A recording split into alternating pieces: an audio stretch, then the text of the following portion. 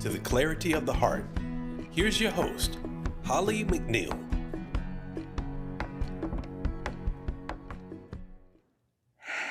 Hello, episode 2 of season 2 here at Pay Attention. Well, we're off and running in 2026.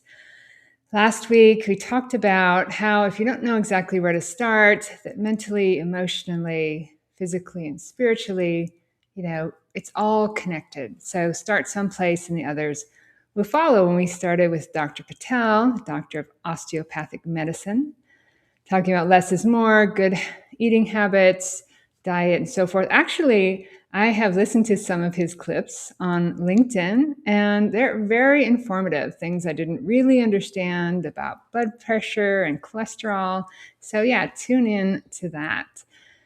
But when I first started on my journey, I did start to exercise and eat better, but I really kind of was more in the spiritual realm, not really knowing I wanted better, but not knowing where to go.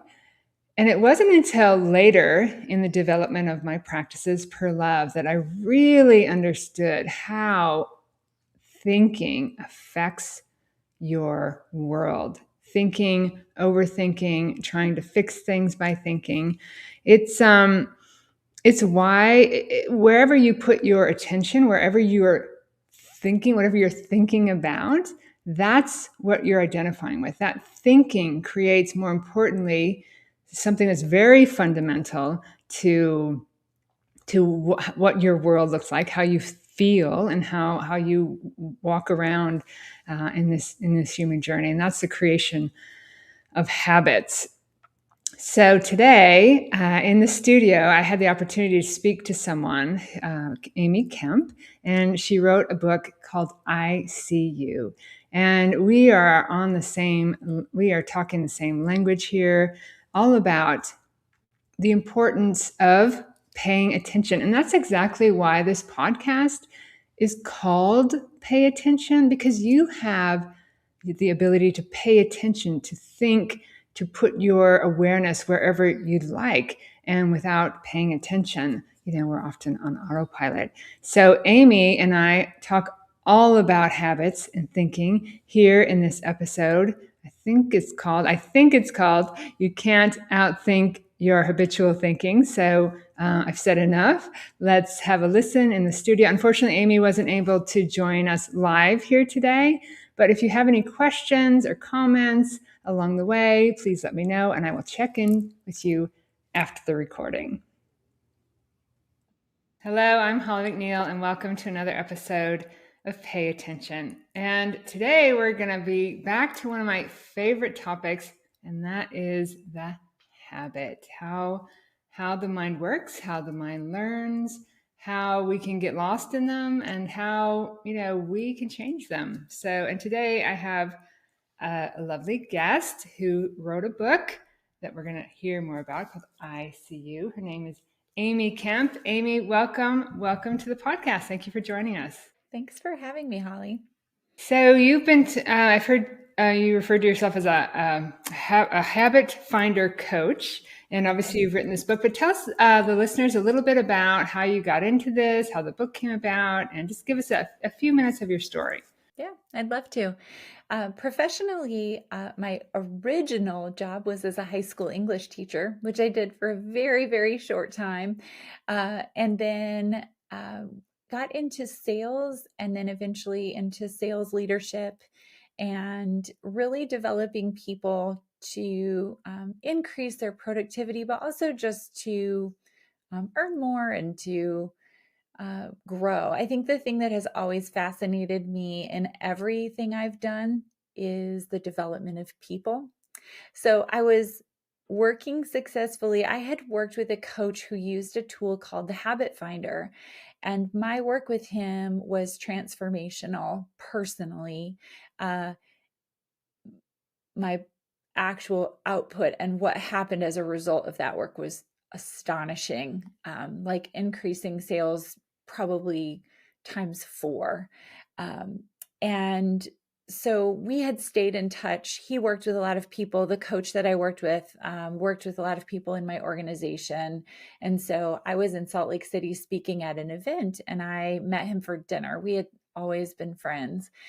I told him that I had been having the same conversation with professional women who I knew just through life, not through my work, but just sitting at a game or at a community event, and all of the themes were very similar, and that I was feeling this stirring that I was supposed to get these women that I was meeting together, and somehow there was something supposed to happen. And he said, well, we're starting a training. This was on a Thursday. So we're starting a training for new coaches who want to use this tool on Monday. And it was a pretty big commitment of time and resources and energy. And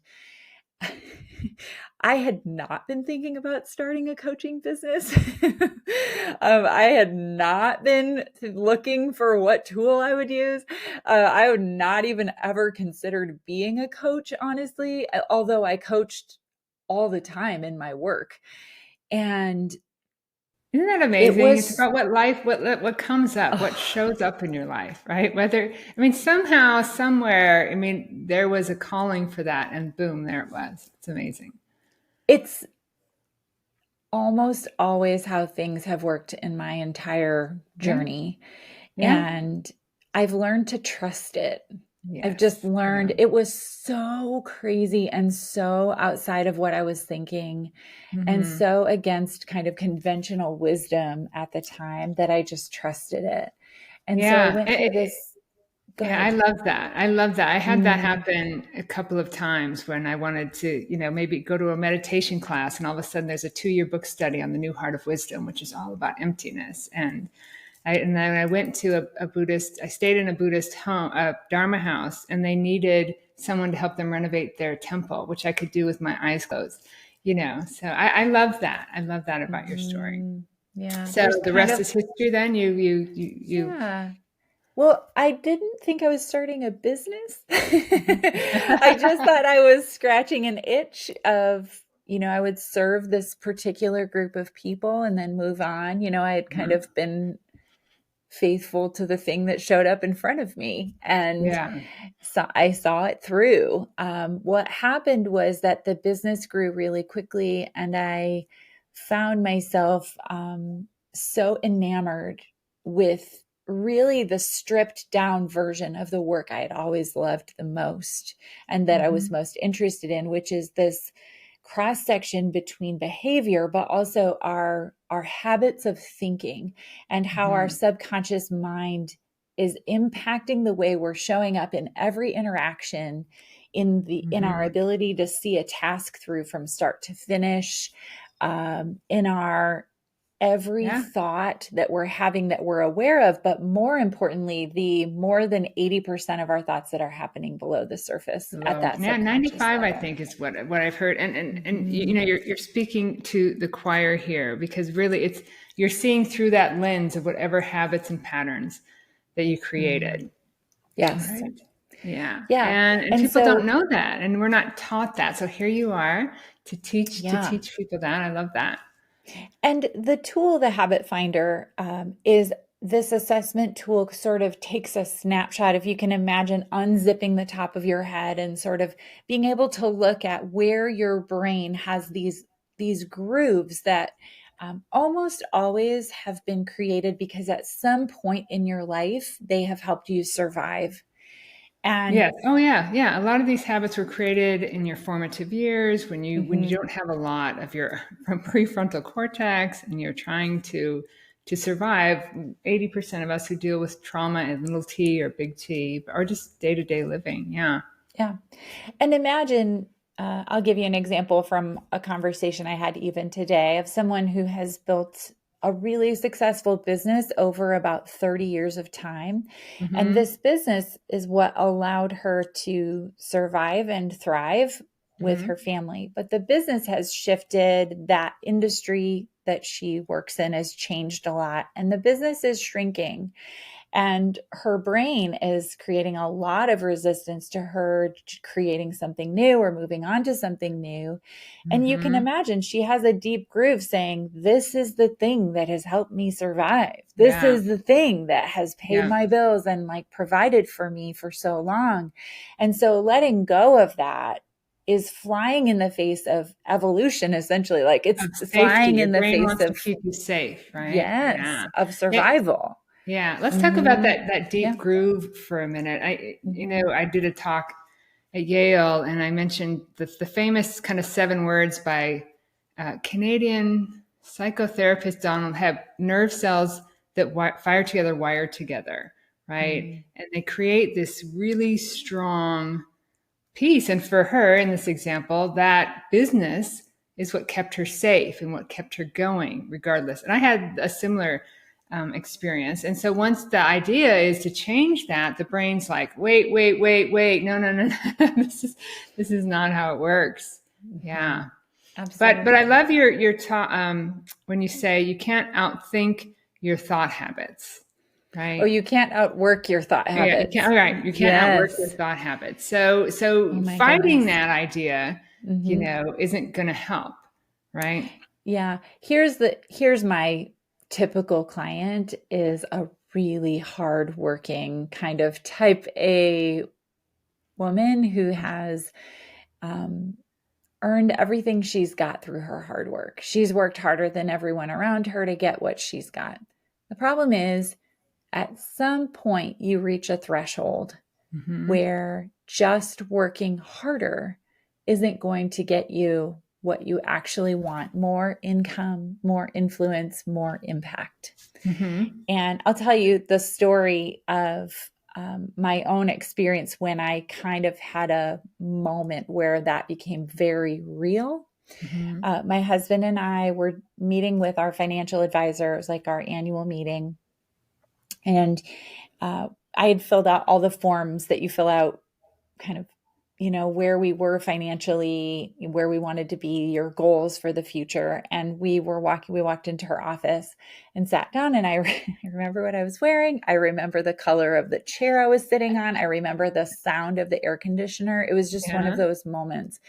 And she said, I have reviewed all of your paperwork, all the forms you filled out, and you're doing a great job. Like, you're not overspending. You're doing a good job with managing what you have. There's only one problem if you want to achieve the goals you've set, that you've outlined in these forms.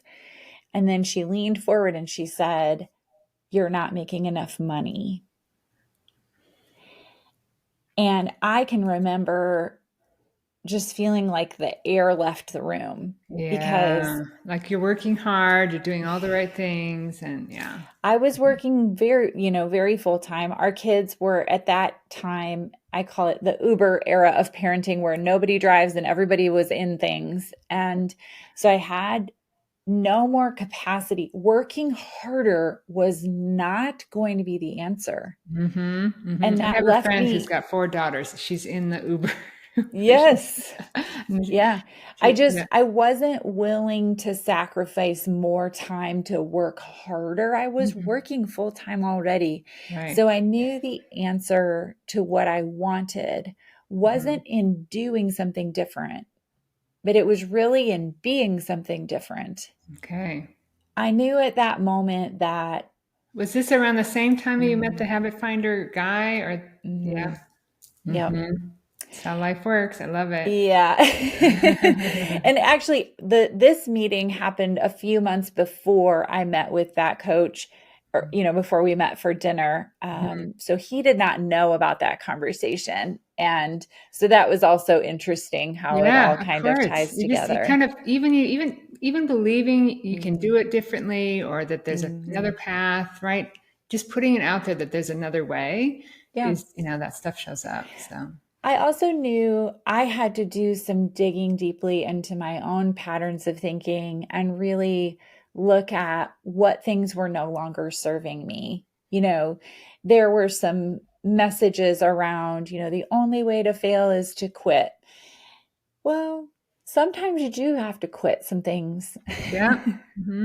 I've done in that. order Been there, to yeah. go to the next place. I mean, there were some deeply ingrained messages that I sort of needed to unearth and really evaluate whether they were serving me anymore or whether it was time for something new.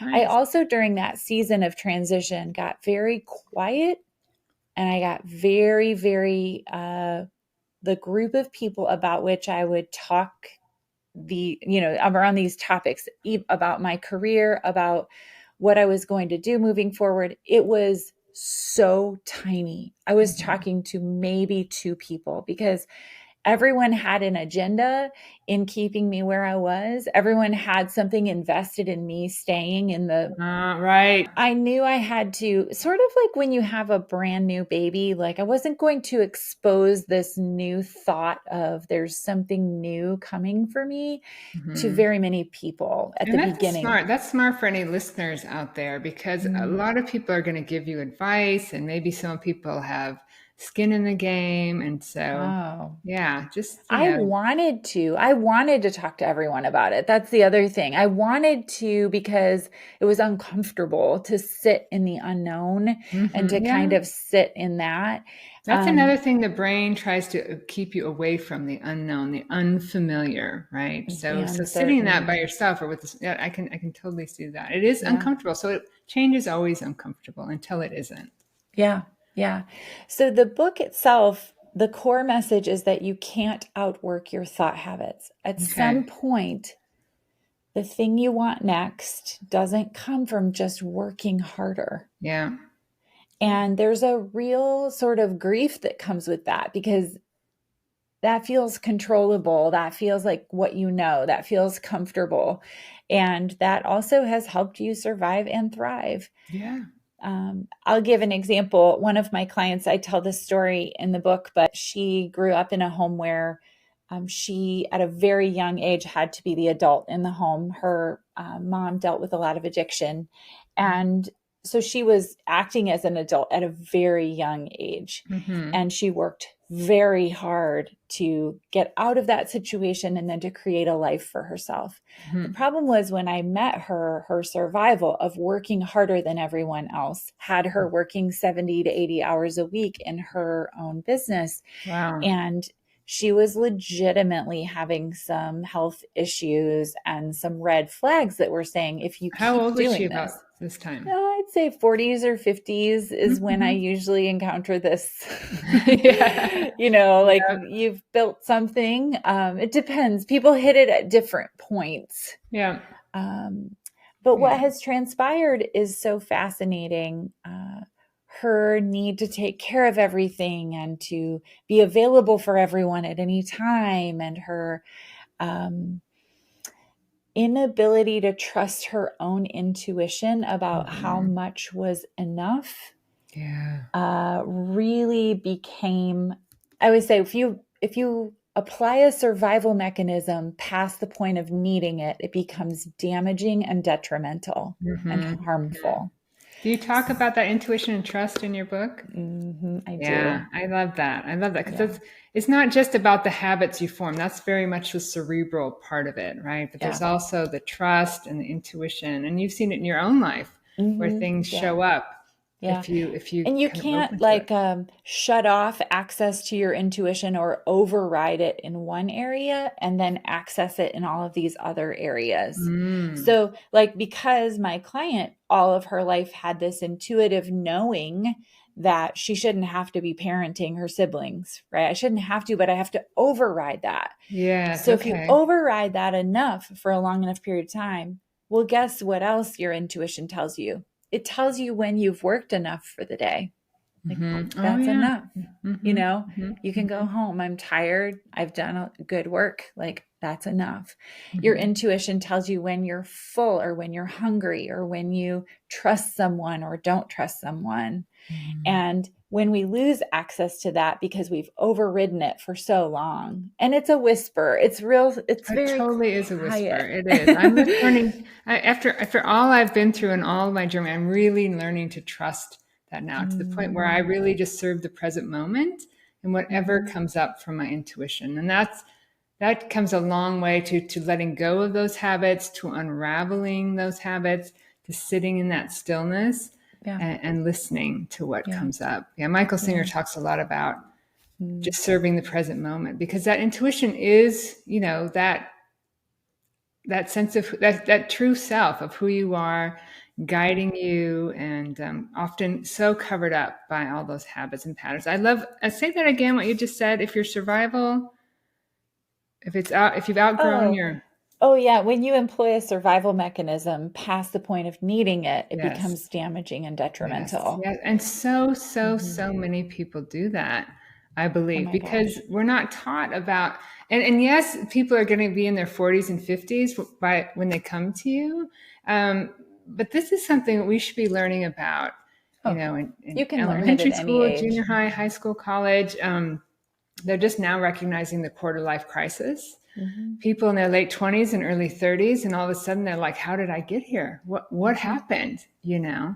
And what I love about it is that it's very provable scientifically. Even though we're talking about intuition and guidance, the way the mind works, the way the brain works, it's very provable. And Hmm.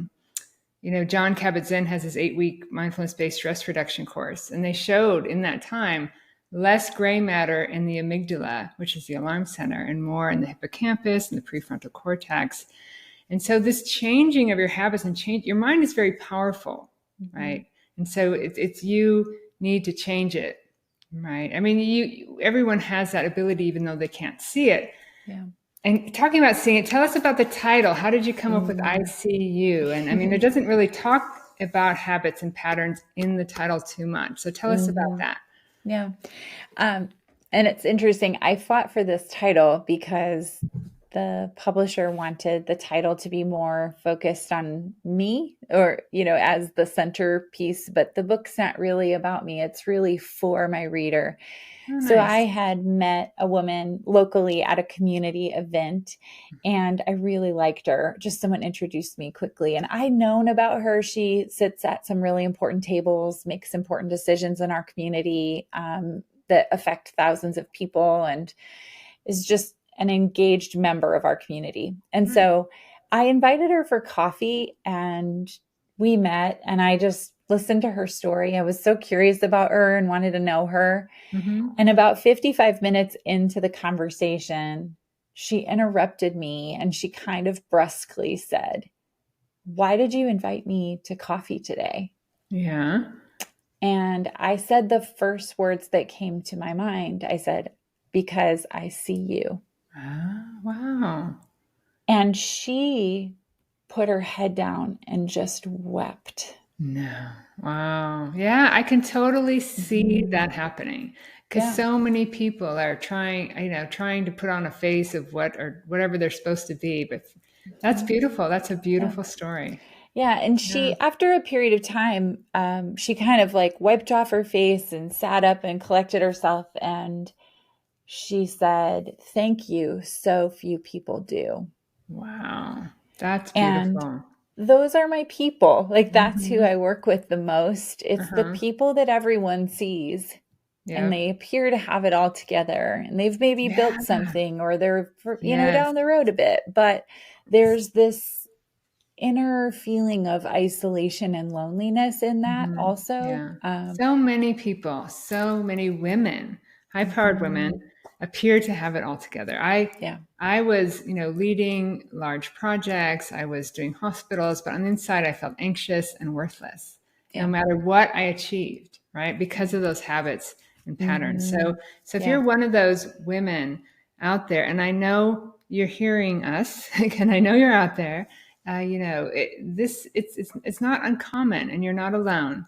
And Amy's book is here. Amy's here. Mm. Tell us, Amy, if so, anyone out there listening that's hearing you right now, what's a tip besides read your book Yeah. that you can give them, right now if Mhm. they're feeling like, you know what, that's me. No one sees me. They don't Mhm. understand how much I struggle, or no matter how successful I might be. Yeah.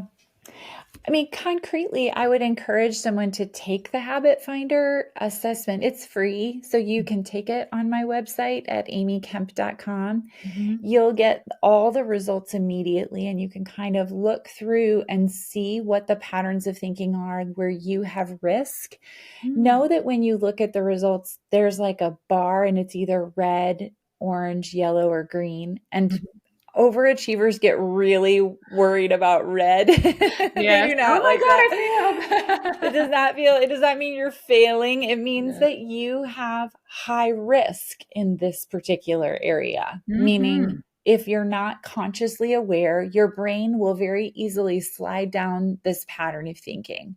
So Mhm. it's just a really great mirror because we don't see ourselves very clearly, Right. unfortunately. We don't know And the this lens we're seeing and creating through. Right. Yes, Yeah. yes. I think we were designed to live in community. I have a hunch about this. It's getting more and more clear, but I think we aren't designed to see ourselves clearly. I think that's why we need other people. Community. But the Community. other thing Mhm. I would just say to someone who's feeling that way is to never apologize for investing in yourself in a very concrete way, Yeah. whether that be a book or whether that be something more in terms of some sort of experience, a class, a coaching engagement, a Mhm. retreat, but to if you're feeling a stirring or you're feeling an isolation, instead of trying to fix it by working harder or achieving more, to give Or yourself the gift of like some reflection, some inner work, some right. investment in you. They call it the middle way, right? Instead of trying to push it away or pull things towards you, just sit back and quietly. I'll have to go and check that out.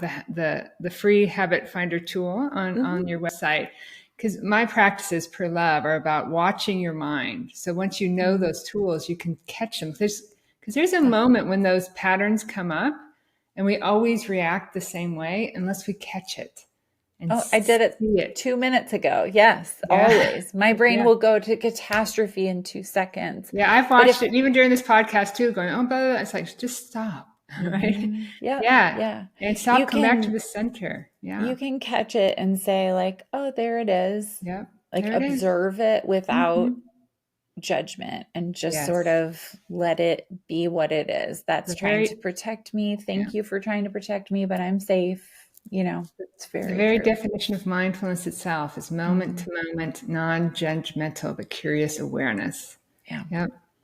Beautiful. I love it. We are so in sync. Speaking, preaching to the choir here. I love it. I love your book. Beautiful cover. Amy on the front. So, how do people, you've already mentioned your website, and Mhm. I suppose everything's on there for them to get a hold of you. And Yeah. Also, some fun things about the book. There's some great video content around different concepts that I teach about in the book that you'll really enjoy. So, uh lots to dig into oh, on fun, amykemp.com. fun. Mm-hmm. And what's next for you? Just promoting the book and just Mm. keeping on with your work and. Yeah, right now, I'm actually heading out. This is going to be kind of fun this fall. I'm doing a listening tour. I never really wanted to do a book tour. It felt I don't know. I'm actually just so tired of talking about myself. But I'm eternally fascinated by women. And so I'm heading out to different cities this fall where I have different hostesses who are just gathering 20 women in a Yep. room. Mhm. I have some questions. I want to know how they're doing. I want to know Yeah, I what's love happening. that. I love that. Um, So your community, you talked about your community. Where are you mhm. located now? I live in Chicago, Chicago. Okay. And what that city, area. kind of, do you have a list just off the top of your head, a couple of cities you'll be? Yeah, I'm doing quite a few. I'll do several around the Chicagoland area. Obviously, that's big. I'll be in Atlanta for sure. I'm working on some dates in Florida. I'm actually just scheduling them right now. Wow. So yeah, we just finalized Atlanta and then Kansas City, um, probably be in Texas, perhaps Oklahoma also. That's So yeah. exciting. That sounds wonderful. And of course, this hmm podcast, there's a lag on when it goes out. So maybe you'll be Yeah. well in the midst of all of We'll that. make sure the dates are up on my website so people could Yes. pop in. Wonderful. I love that. Well, thank you, Amy, for coming today. I'm glad that we connected and that you're a guest here because so many times, over and over. Another thing about habits is anything you do over and over and over again becomes a habit. So the more I can talk about habits and how important it is to pay attention, the better. So thank you so much for joining me. Good luck on your listening tour and your book. And thank you. Thanks, Holly. Appreciate you. And thank you, listeners, for being here for another episode of Pay Attention. And the name of the podcast is Pay Attention, because you really have a lot more over the life you're creating, the world you're creating, if you see the lens from which you're creating. So thank you for joining me, and I will see you here on another episode of Pay Attention. All right, back in the studio live. Don't you just love Amy's energy? She is so calm and peaceful, something I'm really trying to bring forward in myself as well. She had so much great information. Trusting your intuition. We spend so much time, especially those people that, they have it all together, working harder, trying to just prove ourselves on the outside, when you can't ever outthink or outwork that need to get recognition.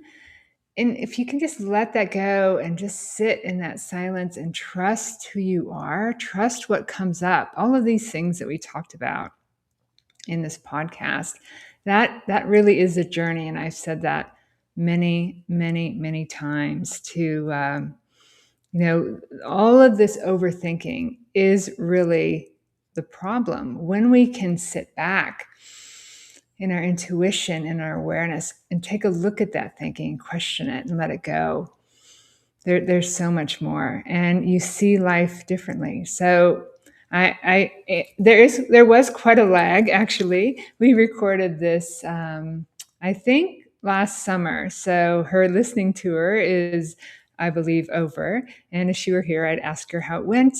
So Amy, if you're listening, I certainly hope it went well, because it's not about how many people read your book or how many listeners I have on this podcast. It's about touching the hearts of those who are ready to hear it. So hopefully those on her listening tour got that beautiful, calm, peace, energy, intuition, and love that she's sending out.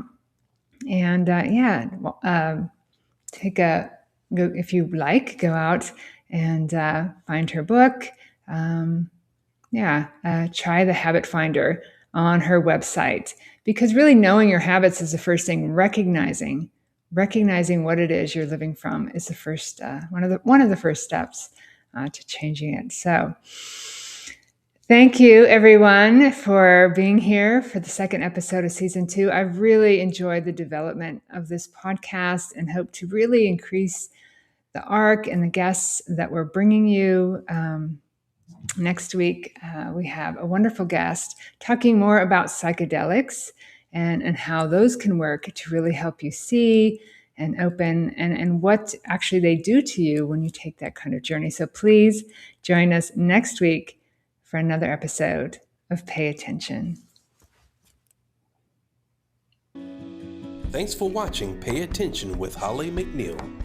Don't forget to like, comment, and subscribe. See you next week on Wednesday at 10 o'clock Pacific, 1 o'clock Eastern.